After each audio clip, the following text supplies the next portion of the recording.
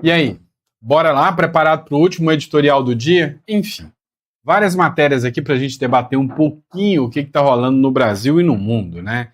Tem ações do ministro do Supremo Alexandre de Moraes em relação ao Eduardo Bolsonaro. Tem agora uma estratégia da esposa do Alexandre de Moraes para fugir da Lei Magnitsky.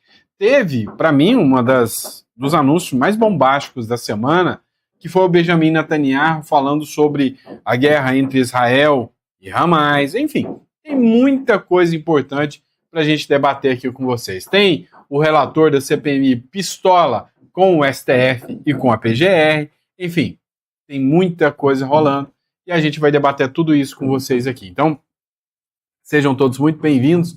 É sempre uma honra e um prazer estar aqui com vocês. E a gente já vem aqui para a tela do nosso canal, né, do nosso aplicativo Editorial Central. E para quem não conhece o canal Editorial Central, recomendo que vocês cliquem lá também e conheçam o canal, pesquisem aí no YouTube, tá? Vamos lá, vamos entender um pouquinho tudo que está acontecendo sobre essa questão da guerra do Hamas, né? Essa matéria é do BBC Brasil. Olha só, a BBC Brasil fez a seguinte matéria. Netanyahu disse: se o Hamas não aceitar o plano de Trump, nós vamos terminar o serviço. Às vezes tudo que precisa, né, é aquela boa e velha ameaçadinha, né? O primeiro-ministro de Israel, Benjamin Netanyahu, concordou com um plano de paz proposto pelo governo de Donald Trump, presidente dos Estados Unidos. E aí o que chamou a atenção é que ninguém esperava que o Netanyahu ia aceitar esse plano de paz. Fato é que ele aceitou porque a batata dele também está assando. Muitos, inclusive aliados, já estão começando a cobrar, né, o fim dessa guerra pelo Netanyahu. A Meloni, por exemplo, da Itália, que é de direita, fez uma cobrança falando que Israel já está passando dos limites. Então, né, não é à toa. Tem uma estratégia aqui do Netanyahu também. Ambos os mandatários se reuniram nesta segunda-feira na Casa Branca. O plano proposto pelos Estados Unidos tem 20 pontos e inclui um conselho de paz. O que seria esse conselho de paz, né? Vamos ver o que o Netanyahu falou aqui. I think we should understand that we're giving everybody a chance. É bom dizer que estamos dando a todos a chance to have this done peacefully. De que o conflito seja resolvido pacificamente. Something that will achieve all our war objectives without algo que permita que todos os nossos objetivos sejam alcançados sem derramar mais sangue. any further bloodshed. But if Hamas rejects your plan, Mr. Mas se o Hamas rejeitar seu plano, presidente Trump, President, or if they supposedly accept it and then ou se eles supostamente aceitarem e depois basically do everything to counter it, basicamente fizerem de tudo para contrariá-lo, then Israel will finish the job. Então Israel vai terminar o serviço. You finish the job, né? É isso que vai acontecer. Então, aquela ameaçadinha básica. Matéria aqui do Ivan Kleber: Netanyahu aceita o plano de paz para Gaza proposto por Trump. Apoio o plano de Trump para acabar com a guerra em Gaza. Alcança os objetivos bélicos de Israel. Trump, se o Hamas rejeitar o acordo, que é sempre possível, como você sabe, Bibi, você terá nosso total apoio para fazer o que tiver que fazer. O primeiro-ministro de Israel, Benjamin Netanyahu, disse apoiar o plano de paz para a guerra da faixa de Gaza, proposto por Donald Trump, em entrevista ao lado do presidente dos Estados Unidos nesta segunda-feira, dia 29. Porém, o premier israelense fez ameaças contra o Hamas, caso o grupo palestino não aceite o pacto. Eu apoio o seu plano para acabar com a guerra em Gaza, disse Netanyahu. Nós traremos para Israel todos os reféns. Desmantelaremos a capacidade militar e política do Hamas e garantiremos que Gaza nunca volte a ser uma ameaça para Israel. Pois é, em vez, né, de encarar isso aqui como um fato positivo, a esquerda está toda nervosinha. Parece até que ficam falando em paz, mas na hora que vem um plano de paz, eles não querem aceitar. Olha só essa matéria aqui do The São Paulo News. O plano de paz dos Estados Unidos para o Oriente Médio prevê anistia total ao Hamas, mas retirando, né, o poder político e de armamento do Hamas, mas dá uma anistia total ao Hamas. Pois é, até terroristas podem ter anistia, né? Bolsonaro não. Você vê. Estado palestino, né? Vai ser feita a criação do Estado palestino, um conselho que vai ser presidido pelo Donald Trump e uma nova governança em Gaza, ou seja, eleições democráticas para que o povo escolha. E os Estados Unidos e Israel aportarão dinheiro para a reconstrução de Gaza. Enfim, né? Tá chegando aí, o fim, né, dessa guerra gravíssima que começou com a agressão dos terroristas do Hamas contra o povo judeu, o povo palestino. Agressão essa, né, que o pessoal de esquerda insiste em passar pano, insiste em passar a mão e fingir que nada aconteceu. Mas aconteceu e nós sabemos muito bem, não é? Nós sabemos muito bem.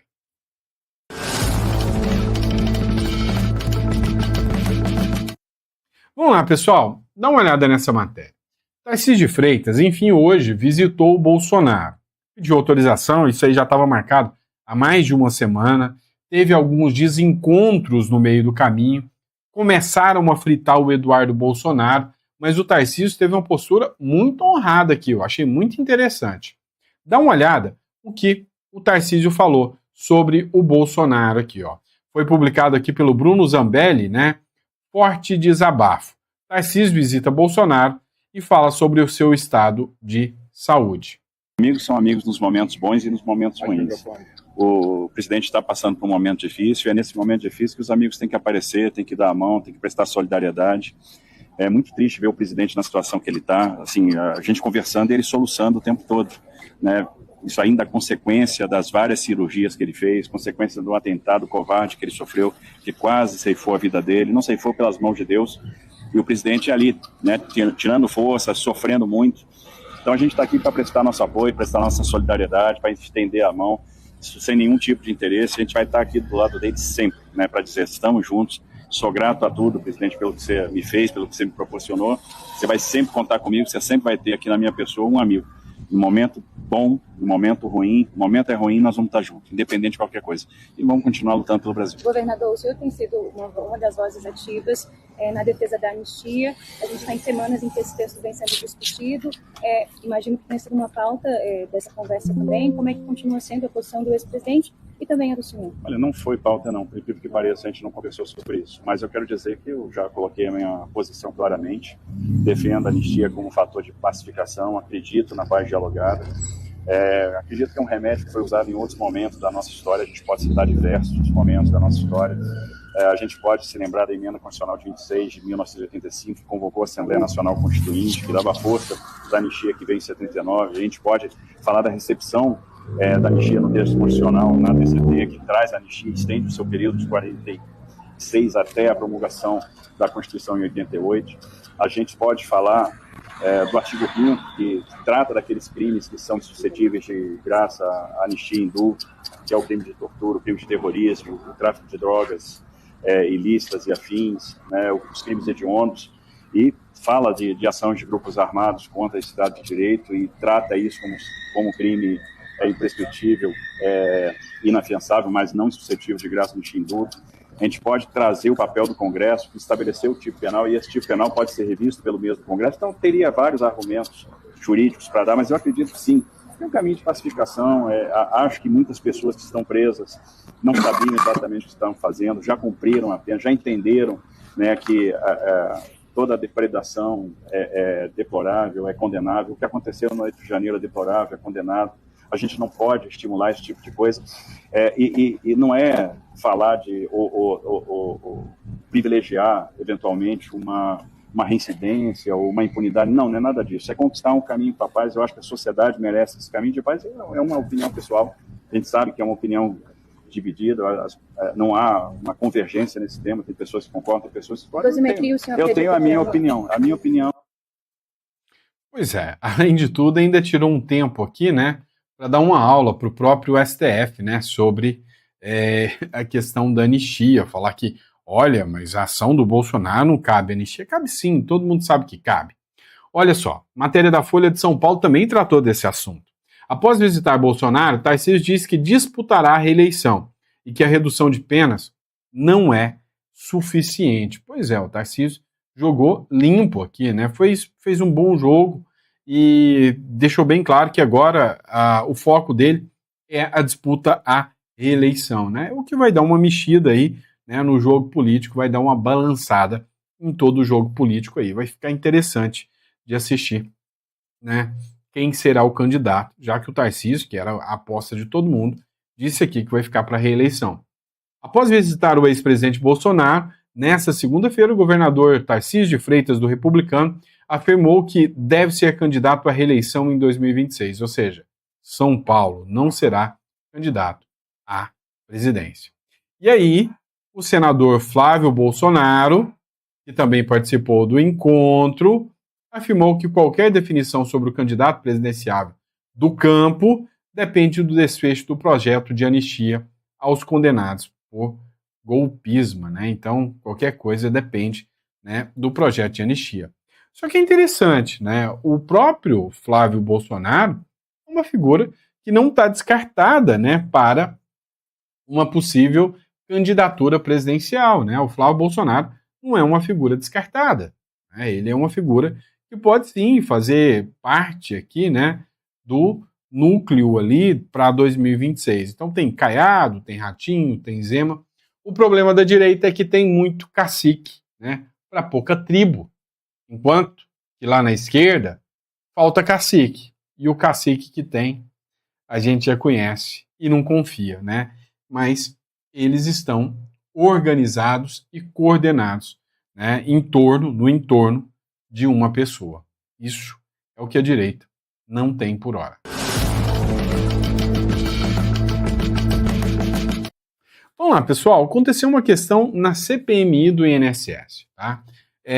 Teria oitiva de algumas pessoas, inclusive, na CPMI do INSS, onde o STF deu habeas corpus e negou, né, o comparecimento dessas pessoas para a CPI. Isso causou um certo impacto aí, né, um certo incômodo em relação aos congressistas, inclusive, principalmente, né, ao relator da CPI do INSS. E aí ele mandou um recado, porque o PGR também pediu o arquivamento do pedido de prisão de um dos sócios da figura que ficou conhecida como careca do INSS.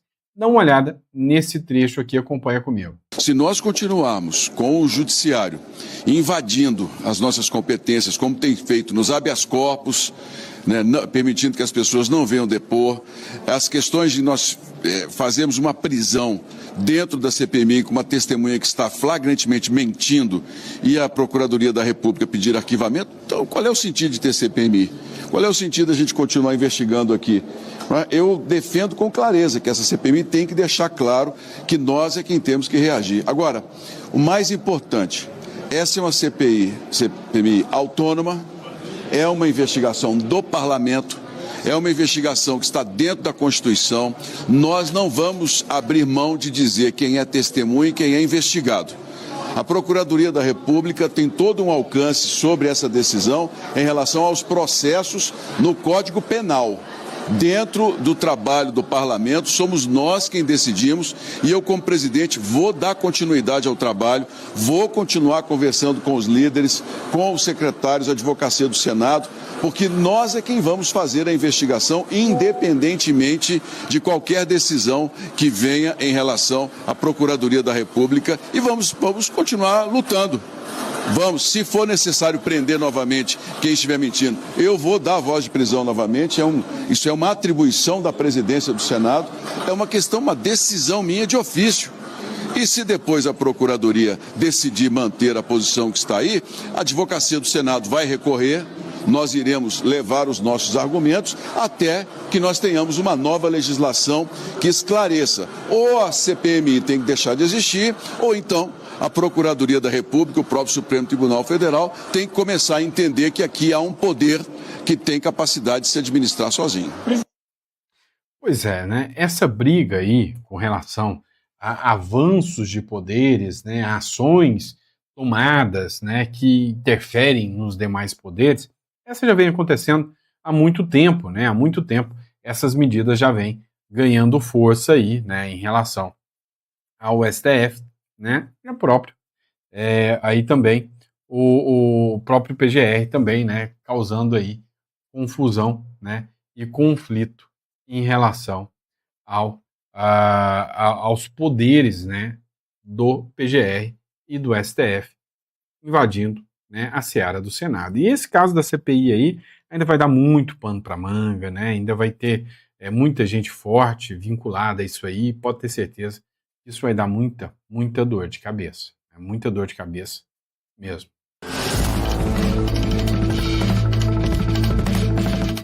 Vamos lá, pessoal. Hoje, né, o ministro Alexandre de Moraes assume como vice-presidente do STF, enquanto que o Fachin assume hoje como novo presidente do STF. Dá uma olhada no vídeo da CNN, publicado aqui pelo Sóstenes Cavalcante. O senhor ministro Alexandre de Moraes a prestar o compromisso de posse para o cargo de vice-presidente do Supremo Tribunal Federal e do Conselho Nacional de Justiça. Prometo, bem e fielmente, cumprir os deveres do cargo de vice-presidente do Supremo Tribunal Federal e do Conselho Nacional de Justiça, em conformidade com a Constituição e as leis da República. A gente vê agora o ministro Edson Fachin já empossado como presidente do Supremo Tribunal Federal, assinando, como disse a servidora, o termo de posse, que também vai ser assinado por Alexandre de Moraes. E aí, com isso, né, temos oficialmente um novo presidente no Supremo Tribunal Federal, Edson Fachin, um novo vice-presidente, Alexandre de Moraes, mantendo a ritualística que é tradicional do Supremo Tribunal Federal. Daqui a este biênio de setembro de 2025 até... Vice-presidente do Supremo Tribunal Federal e do Conselho Nacional de Justiça, o eminente ministro Alexandre de Moraes. Tendo agora aplaudido Alexandre de Moraes e o presidente e o vice se abraçando, lembrando que eles são presidentes não só da Corte do Supremo Tribunal Federal, mas do Conselho Nacional de Justiça, que é o órgão responsável ali por dar diretrizes de funcionamento, de disciplina do judiciário brasileiro. Pois é, o que isso implica? Implica mais poder ao Alexandre de Moraes. É assustador, né? A gente já sabe a quantidade de poder que o próprio ministro Alexandre de Moraes tem. Mas como presidente, vice-presidente da Suprema Corte e também, né, da CCJ, a gente sabe que o poder deles amplia. Sendo presidente do CNJ, né, eu falei CCJ, é CNJ, que é o Conselho Nacional de Justiça, cabe a eles, né, o poder de punir juízes, de sancionar juízes que talvez falem contra a corte ou falem algo que não é interessante para a corte, e sim, eles têm esse poder. A gente já viu em várias vezes, né, acontecerem punições a juízes por divergir do posicionamento deles, né? É o que a gente pode falar do caso, por exemplo, da Ludmila Lins Grillo, né, que foi sancionado, foi penalizado por decisão do CNJ, que é o Conselho Nacional de Justiça, e agora, né, na falta do Edson Fachin, quem assume a presidência é o próprio ministro Alexandre de Moraes.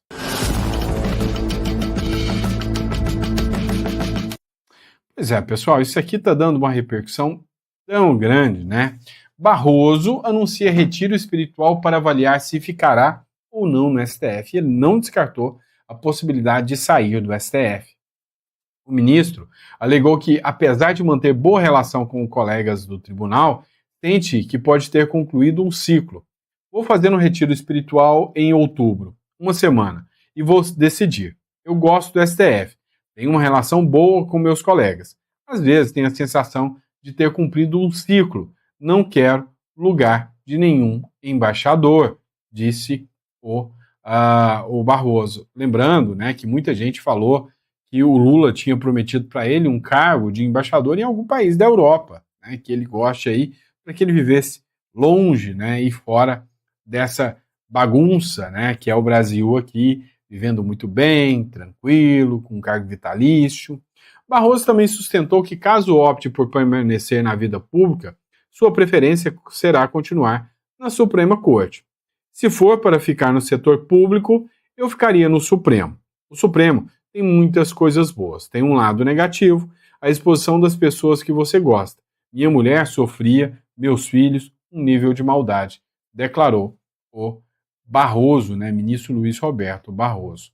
Ora, se a gente for falar, né, de maldade, a gente pode falar de muita coisa que muita gente vem sofrendo maldade, né? O povo brasileiro vem sendo vítima de maldade justamente há muito tempo. E aí também viralizou um trecho de um vídeo, né, do próprio Barroso, onde ele fala que votou contra o Lula, lá para prender o Lula em 2018, mas votou com dor no coração sobre a prisão do ex-presidente. Olha o que ele falou neste caso aqui. Dê sua opinião.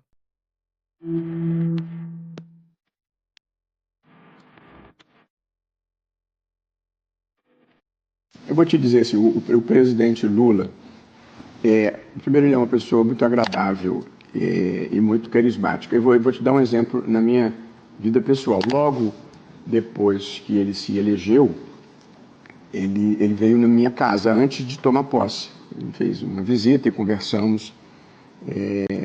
Foi uma ótima conversa e lá estava, minha mulher era viva ainda, e lá estava a minha sogra, que não tinha simpatia pessoal por ele. Ela é estrangeira, a minha sogra é holandesa, não entende muito bem do mundo e não tinha simpatia pelo presidente Lula. Ficou 10 minutos com ele e ao final desses 10 minutos ele arrumou uma fã apaixonada. O presidente tem uma capacidade de convencimento que eu acho que advém da autenticidade dele. Então, eu posso ter, eventualmente, divergências de política internacional. Eu posso ter alguma divergência de política econômica. Mas eu tenho admiração e apreço pelo presidente. Em 2018, o senhor deu um voto que levou o presidente Lula à prisão. O senhor se arrepende daquele voto? Absolutamente. O meu voto não teve nada a ver com o presidente Lula. A vida de um juiz que procura exercer o seu ofício com integridade e sem partidarismo exige decisões que são pessoalmente difíceis. E a minha decisão era, vamos supor que eu tivesse votado no presidente Lula, vamos supor que eu gostasse do presidente Lula. Mas eu sou um juiz. Eu devo mudar a jurisprudência porque eu quero o bem ao réu? Ou o meu papel é aplicar a jurisprudência? E note-se bem que aquele era um momento em que não havia as suspeições que depois vieram a ser levantadas sobre a Lava Jato. E, portanto, eu apliquei ao presidente Lula, com dor no coração, a jurisprudência que eu tinha ajudado a criar. E achei que esse era um dever de integridade que eu tinha com a minha função. E, portanto, não foi um sentimento pessoal, foi o cumprimento de um dever. Entendi. Acho que eu nunca tinha explicado isso. Bom, explicou agora. O senhor hoje vê com outros olhos, já que o senhor falou de suspeições da Lava Jato, o senhor fez uma reavaliação histórica? Olhando a Lava Jato hoje, nos seus acertos e desacertos, que eu posso listar com você, eu identifico que havia uma certa obsessão pelo ex-presidente Lula e que se manifestou em erros muito claros. Ali eu acho que se revelaram tanto uma certa obsessão pelo presidente quanto uma certa politização da operação em geral. Olha só quem fala, né? E quando a gente hoje vê o que foi essa condenação do Bolsonaro, a Lava Jato foi brincadeira de criança. A Lava Jato teve desacertos também. Também não vou ser hipócrita aqui e ficar passando pano, né? Só porque eu não gosto do Lula quer dizer que isso ou aquilo pode. Não, não é bem assim que funciona. Não é bem assim que a banda toca. Mas, assim, são mundos totalmente diferentes.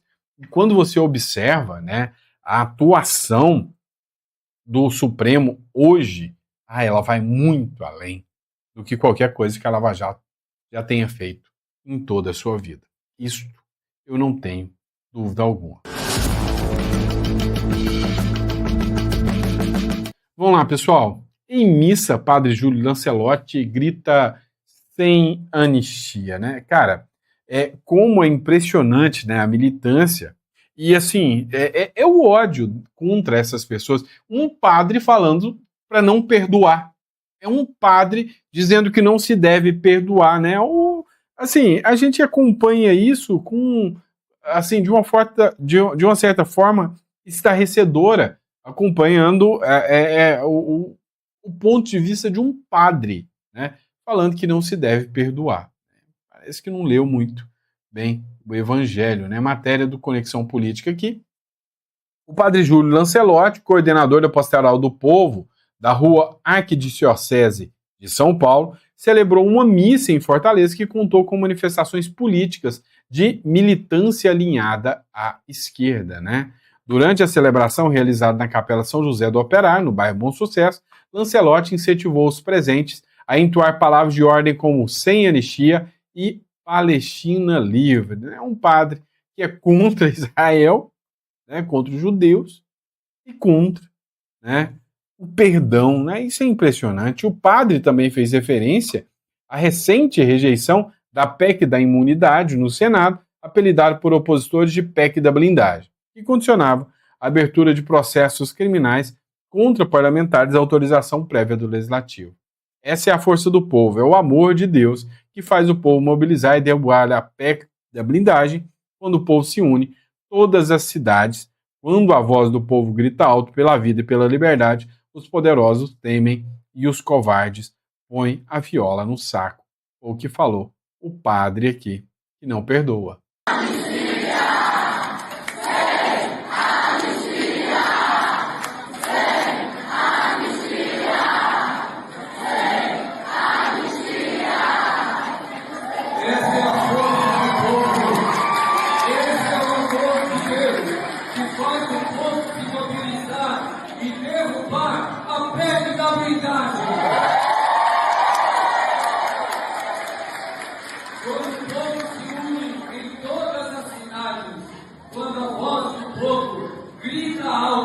Pela vida e pela liberdade, os poderosos tremem e os covardes põem a viola no saco.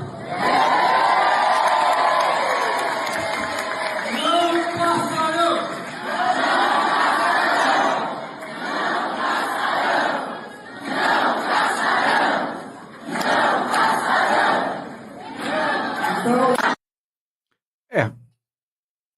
Vamos dizer que já foi mais bem frequentado, né? A casa de Deus. Caramba. Mas vamos lá, né? Ó, ainda falando sobre o Barroso, o Carteiro Reaça fez uma publicação aqui da CNN tratando justamente, né, do retiro espiritual do Barroso. Dá uma olhada aqui, né, a publicação do Carteiro Reaça, do Gil Diniz aqui. E em uma entrevista exclusiva, a nossa analista Luísa Martins, o ministro do STF, Luiz Roberto Barroso, que deixa agora a presidência da corte, disse que não descarta a possibilidade de deixar a corte num futuro próximo. Segundo Barroso, ele vai refletir ainda sobre o tema em um retiro espiritual. Confira.